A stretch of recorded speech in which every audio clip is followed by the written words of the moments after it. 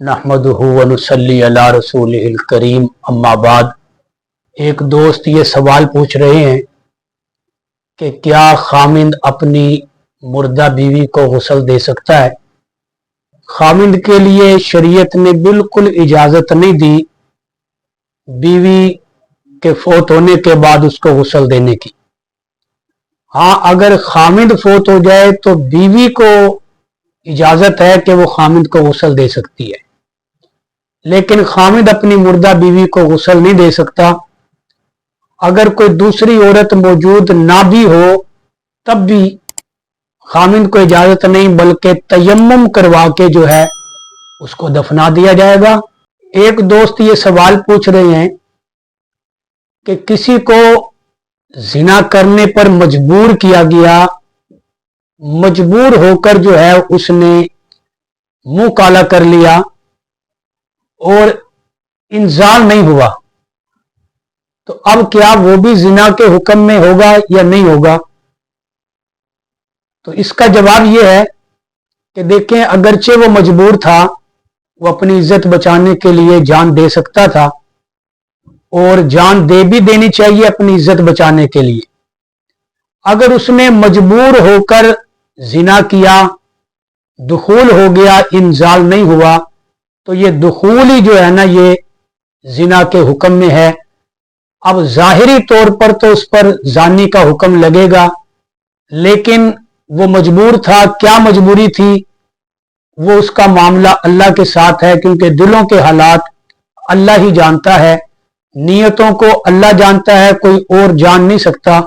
शरीयत जो हुक्म लगाती है वो जाहिर पर लगाती है, तो जाहिरन वो जानी शुमार होगा। अगर कोई सजा का मौका बना तो उसको सजा भी दी जाएगी, लेकिन बाकी जो मामला है आखिरत की सजा का, वो उसकी नियत किया थी, उसकी मजबूरी थी, वो अल्लाह तबारक व तआला के यहाँ खुद जवाबदेह है और उसका और अल्लाह का मामला है।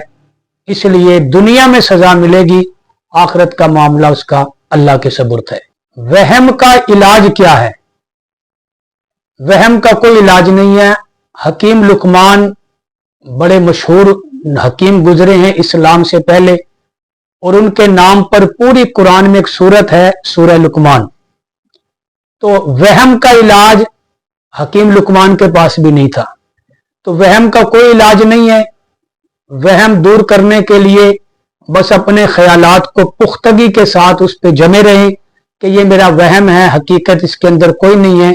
यही वहम का इलाज है, वगरना दवाओं से या वज़ाइफ से वहम का कोई इलाज नहीं है। दज्जाल के आने का वक़्त क्या है? देखें, मुतय्यन वक़्त तो उसके आने का किसी को भी पता नहीं, लेकिन जो निशानियां अहादीस में दज्जाल के आने की बयान हुई हैं, उन निशानियों के जरिए तो कहा जा सकता है कि वक़्त करीब है या वक़्त दूर है, लेकिन मुतय्यन तौर पे ये कहना कि दज्जाल के आने का वक़्त फलां है, फलां साल है, जैसा कि बहुत सारे मौके पर ऐसा होता भी रहा है और होता भी है कि फलां साल दज्जाल आ जाएगा, फलां साल आ जाएगा।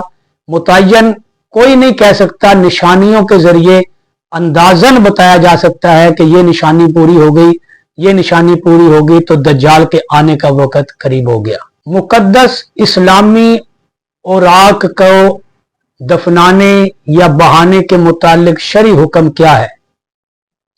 देखें, जो भी मुकद्दस औराक हैं, इस्लामी किताबों के हों, शहीद सिपारों के हों, या इस्लामियात की कोई और किताब हो उसके हों, उनके लिए शरई हुक्म यह है कि उन तमाम मुकद्दस औराक को दफनाया जाए, चाहे कब्रिस्तान में दफना दिया जाए, चाहे किसी ऐसी जगह पर दफनाया जाए जहां पर किसी का पांव जो है वो उनके ऊपर ना आए।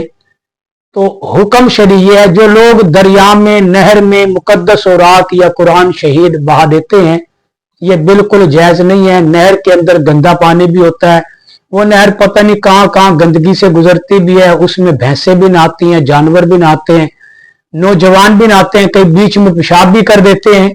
तो इसलिए नहर में मुकद्दस औराक का बहाना दुरुस्त नहीं है, बल्कि उनको दफनाना चाहिए।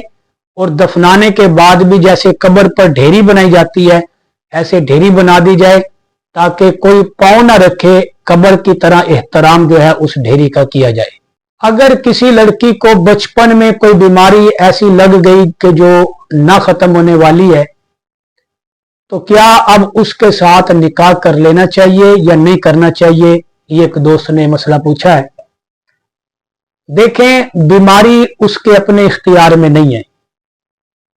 अल्लाह हर एक को बीमारियों से महफूज रखे, क्योंकि अब उस बेचारी को जो बीमारी लग गई है उसमें उसका अपना कोई अमल दखल नहीं है, उसका अपना कोई इख्तियार नहीं है, न बीमारी के खत्म करने में न बीमारी के लगने में। और अगर कोई तरस खाकर उसके साथ निकाह कर लेता है तो ये बहुत बड़ा सवाब है, ये बहुत बड़े अजर की बात है कि उसने एक मजबूर का सहारा बनकर अपने रब को राजी करने की कोशिश की और उसकी खिदमत करे। उसकी खिदमत से जो अल्लाह दर्जात अता फरमाएगा वो दर्जात उसकी बख्शिश का जरिया बन जाएंगे। इसलिए ऐसी लड़की से अगर कोई शादी करना चाहे तो शादी जायज है।